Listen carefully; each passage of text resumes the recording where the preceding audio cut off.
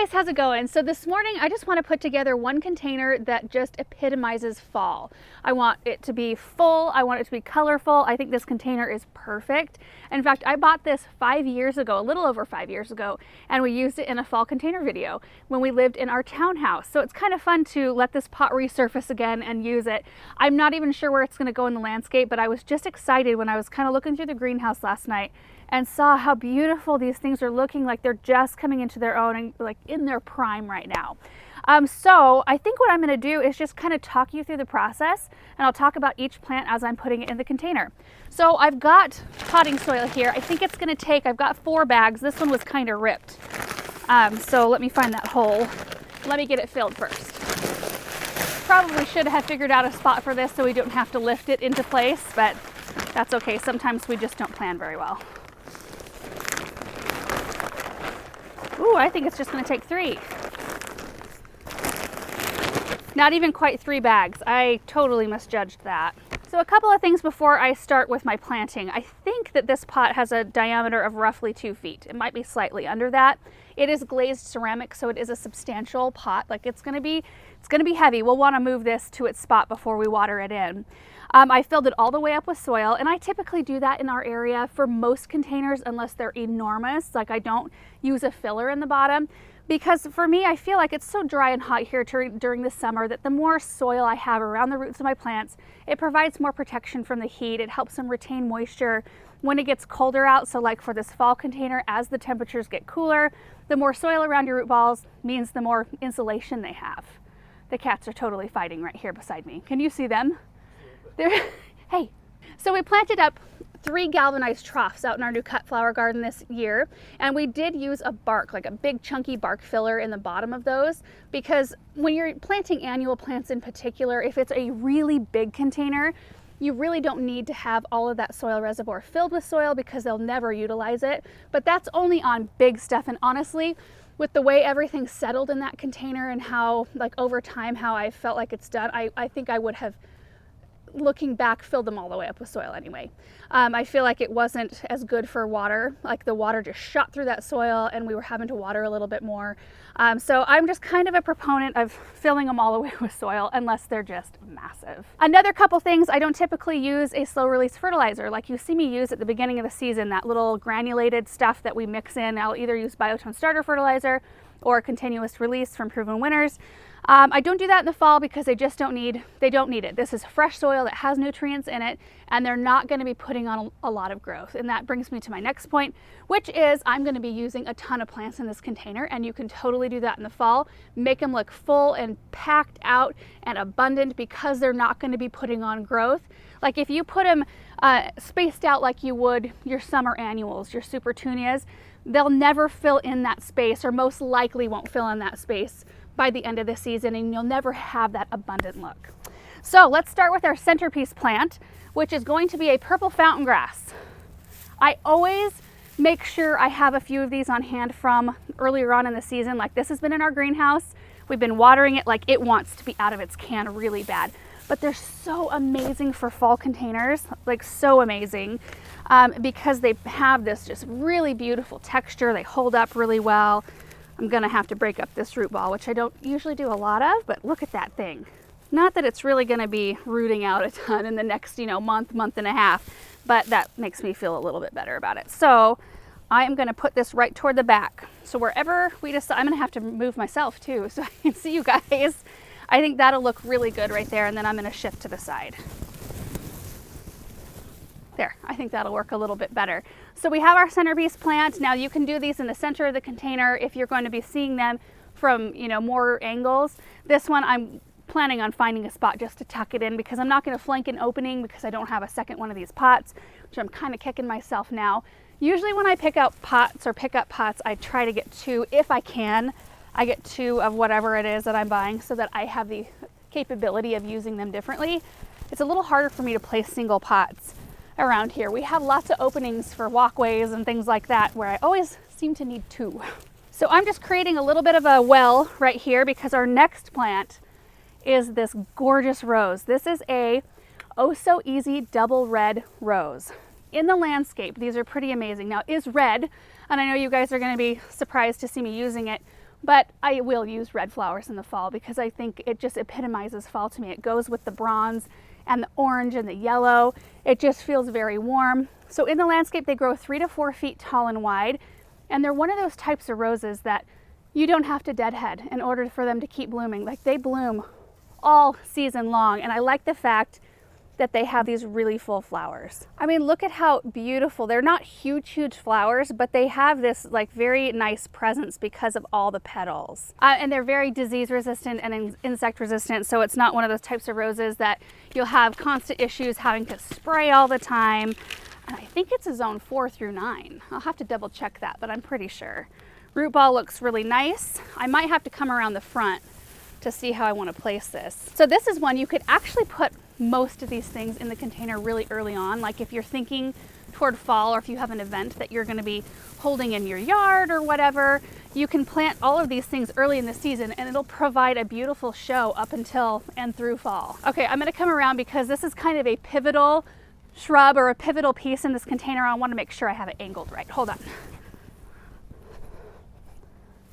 So I think that's pretty good.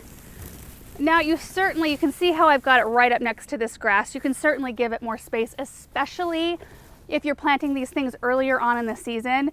The grass will get a lot bigger. You could probably get away with just using a small handful of what I'm putting in this container because it'll have the season to grow. But the reason I'm packing it full is because I just want to give you guys a little bit of inspiration, like color contrast and different plants you can use and think about through the season, because not all of these will you be able to usually find all in the same place in the fall. I know it gets hard because garden centers are typically not stocking their shelves quite as full, getting ready for winter, but it's something to think about. It's hard for me in the spring though, because my mind always goes toward like pinks and purples and things like that. And so I feel like in the fall, I have to make a 100% shift in order to make things look more fallish. But so I've been trying to really keep that in mind more so that I can have some containers that will look really good all through the summer and into the fall. So I'm making a well in this other side and using my next plant that's got some height. And this is a Goldstern Rudbeckia, which I always love to have some of these in the garden, like big drifts of them, because they're so happy and they're so bright and they bloom for such a long time. And honestly, when the petals leave, their little seed heads right there look beautiful out in the landscape. They provide some forage for wildlife and they look good in cut flower arrangements. So this one typically grows like 2 to 3 feet in the landscape, maybe like 2 feet wide or so. Oh, that's so pretty. Isn't that pretty with the red right there? This grass is like all up in my business. Gah, okay, that might work better. So look at that, we've got 3 good sized plants and we still have so much room. So many possibilities. All right, so the next couple of things I want to use, these are called Radiant Red. They are a perennial mum. So all of these things, well, so far the rose and the Rudbeckia and the mum I can use out in the landscape after I'm done with them in a pot. Now typically I won't buy mums that are bloomed out quite this much so that they last a little bit longer, because you know, mums just don't, once they're in full bloom, they don't last for like too terribly long in the fall, but they're so worth it.